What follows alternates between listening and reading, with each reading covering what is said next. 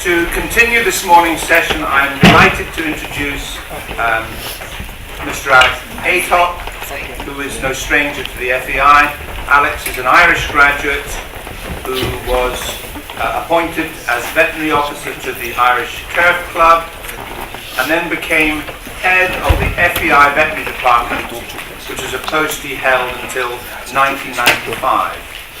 Following retirement from the FEI, he went on to the United Arab Emirates, where he was an official veterinary officer to the United Arab Emirates Equestrian and Racing Federation, and finally he returned to the UK as a consultant to the International League for the Protection of Horses, now known as World Horse Welfare. And he's acted as secretary to various joint FEI, ILPH welfare subcommittees, and was a former secretary and treasurer of the World Equine Veterinary Association. Alex this morning is going to give us a little bit of historical context for this, and is going to talk about the history of NSAIDs in the FEI and the position prior to 1993. Alex. Your Royal Highness, Moderator, thank you for the opportunity to present the history of the NSAIDs in equestrian sport prior to 1993, the year in which Phenylbutazone was voted to join the list of other NSAIDs on the prohibited list. I intend to touch briefly on the origins of the sport, then discuss the history of NSAIDs and the rules and regulations that governed their use, how the medication control evolved during this period, why it was decided to propose that they should be added to the prohibited list, and to draw some conclusions. Now, today's equestrian sport as we know it today probably evolved around the end of the 19th century. In 1868 in Ireland, the Royal Dublin Society at their annual horse show put on 3 competitions, one for the high leap, one for the long leap, and one for the stone wall. These competitions lasted over a period of 3 days. At the end of that time, there was a tie, which resulted in the first jump-off in the history of the sport. The winner proved to be Sean Ruhr, who was later sold at the show for a princely sum of £1,000. During the mid-1800s, there were endurance rides held mostly over 550 kilometres rather, and slightly more, in Europe. And then in 1882 there was this long ride from Vienna to Berlin, in which 121 officers riding competed over a period of 630 kilometres. There's no mention of completion rates of this ride, nor was there any mention of vet gates, and I doubt very much if any of the horses benefited from NSAIDs. Equestrian sport joined the Olympic movement in Stockholm in 1912. 62 competitors from 10 nations on 70 horses participated.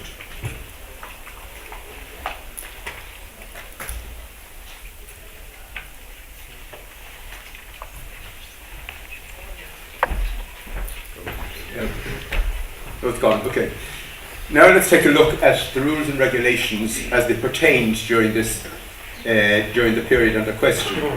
These would cover the events in question and obviously to protect the welfare of the horse. And welfare is even more important nowadays than it was at any time in the history of the FEI.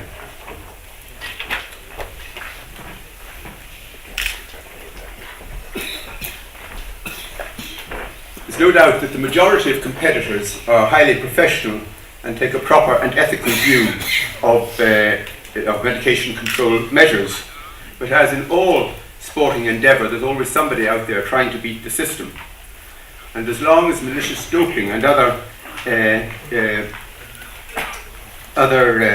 happenings takes place, it's necessary to strive to seek to modify a horse's performance by chemical or other means to defeat this wish.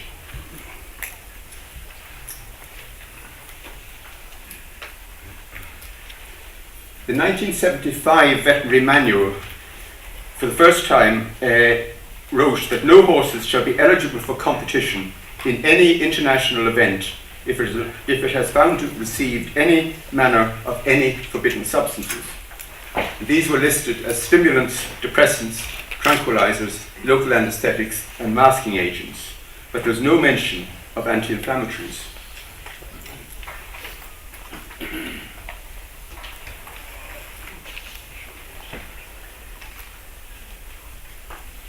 In 1977, the rules were basically the same, but the substance was stated to be forbidden for all horses taking part in international dressage events and championships, but they were not considered as forbidden for any other discipline.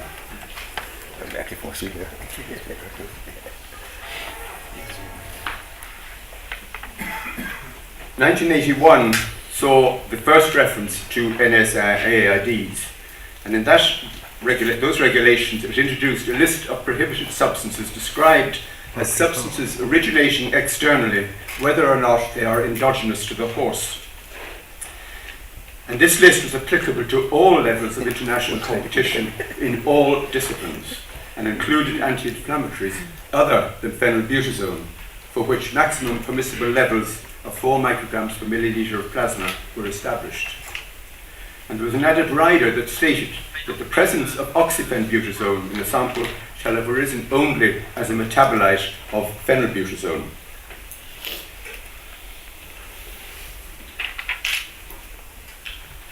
I apologise for this, the other speakers have had the same problem, I think. 1990 saw a further modification, and that was a limit of 2 micrograms per milliliter of plasma for both substances. To hear a rider comment, "I had to give him bute to pass the veterinary inspection," is surely an indication that something is amiss. The welfare of the horse and the integrity of the inspection itself are being compromised.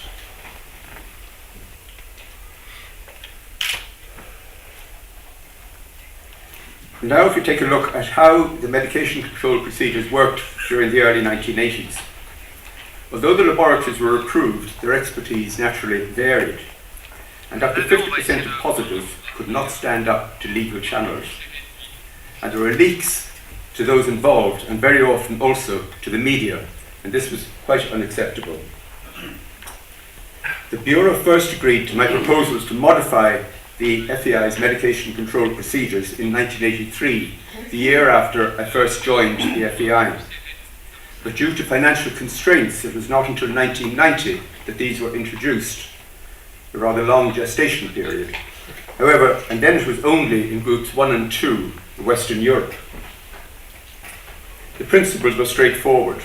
A budget of £500,000 Swiss francs was established, and this was shared between the organising committee, the competitor, and the FEI. 15 veterinarians were appointed, trained, and paid a daily fee, so they were answerable to the FEI. These veterinarians were horse-orientated, but they were not involved in equine sports practice, and hence there was no conflict of interest. A selection procedure was established, which resulted in the world-renowned horse racing forensic laboratory in Newmarket being appointed the first official laboratory. But that has changed since, as a previous speaker can indicate. Samples were collected and analysed by HFL under a renewable 4-year contract, and of course the HFL reported directly to FEI. It's worth noting that in 1989, which was the last year before the introduction of this programme, 20 positives were reported by the laboratory, of which 10 had to be dropped for procedural reasons. In 1990, the first year of its operation, there were 36 positives, of which only 3 had to be dropped. And this appears to indicate the MCP had finally arrived. Since the end of the 1970s, the Veterinary Committee had been advised by the Medication Subcommittee. And now a reformed and much more proactive Medication Subcommittee was introduced in 1990 to run concurrently with the new MCP. Dr. Roland de Vos of France Gallup, the French Racing Authority, was appointed chairman. I'm glad to say that he is present in the audience. Dr. Andrew Higgins, director of the Animal Health Trust, and Professor Michael Lambert, director of the Equine Forensic Laboratory at Trinity College Dublin, were appointed members. Dr. Higgins was also appointed Honorary Scientific Advisor. Now, the Veterinary Committee had long been conscious of the need to protect competitors from unjust accusations due to increasing sensitivity of analytical methodology, and it respected the difficulty for veterinarians attempting to administer legitimate therapies to horses prior to and at time of competition, and was concerned as the implications the new and more efficient MCP would have on these. To address this, the Medication Subcommittee was tasked with scrutinising the laboratory data to ensure that there was a genuine case to answer before the case was passed to the Judicial Committee for adjudication. Now, why was it proposed to add them to the prohibited list? There were many issues that contributed to this, and 1989 to 1992 was a critical period.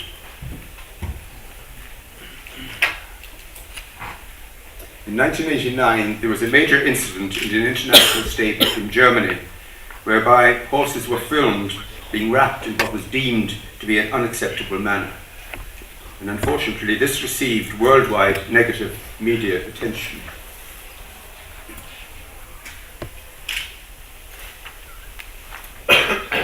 In 1990, the following year, the FEI established an ethics committee. This had wide representation of stakeholders from within the equine industry, and it was asked to consider the image of the welfare of the horse and how to create a more positive image of the sport. It was deeply concerned about the negative publicity that had attended to the incident in Germany, and also the emotive subject of drugs and what effect this could have on the public image of the sport, and as to how the sponsors might react. And the welfare of the horse had to be protected and be seen to be protected. 1990 saw the first World Equestrian Games being held in Stockholm. And prior to this, there was much discussion with the Swedish authorities as to how this could be resolved for the World Games, because no drugs were permitted, say, in Sweden at that time. In addition, national legislation in a number of other major European countries prohibited the use of drugs in sport. In 1992, there were a number of fatal falls in the UK, horse falls.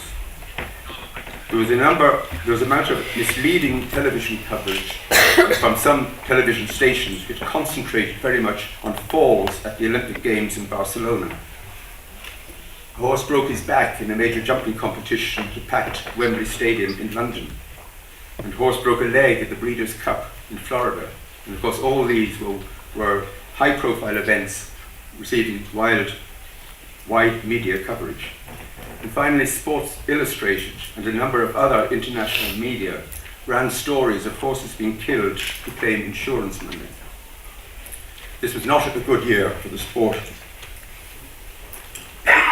The 1992 General Assembly approved a Code of Conduct for the Welfare of the Horse. This code was produced by the Ethics Committee. It was printed and published with the support of the International League for the Protection of Horses, now World Horse Welfare, and I hope we're going to hear from his director later in this programme. The code was translated into a number of languages and widely circulated, and a summary was included in the programme and schedule of events worldwide. The Ethics Committee faced two major conflicting views of what constituted welfare. One view is that non-steroidal anti-inflammatory drugs improves the horse's welfare as it no longer suffers the discomfort which caused its unsoundness in the first place, and therefore allows it to continue to compete pain-free. The alternative version is that if a horse needs an NSAID, then by all means it should receive it, but then be rested until it has fully recovered.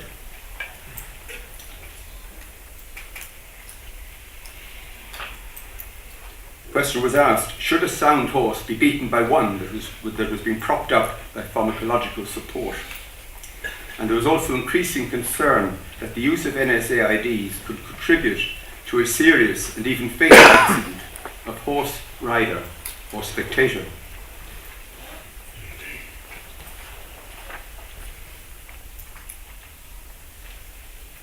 The FEI could not ignore national legislation already enacted in a number of European countries. There was much debate about this, and many nationalities contributed to this debate until finally it was decided that the evidence had to be placed before the General Assembly for it to take a decision.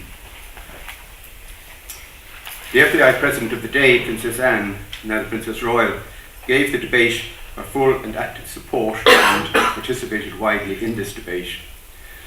And then in 1993, it was proposed at the General Assembly in Rio de Janeiro that phenylbutazone should be added to the other NSAIDs on the FEI prohibited list.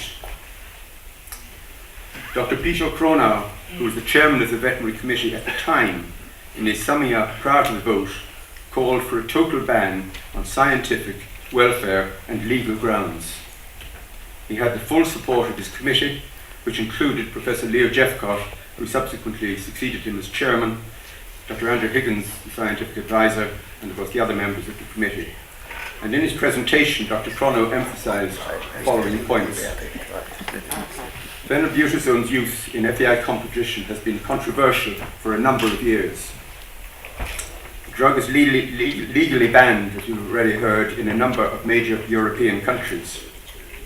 In 1992, the year before this assembly, there were 474 international events took place worldwide. Over a third of these were held in countries where phenylbutazone was already prohibited. The permitted level of less than 2 micrograms per milliliter did not give adequate therapeutic efficiency, but there were still concerns over the potential side effects of using the drug. And the wide pharmacokinetic variation made it difficult to police the use of phenylbutazone. And finally, that other NSAIDs were not permitted, so why permit phenylbutazone?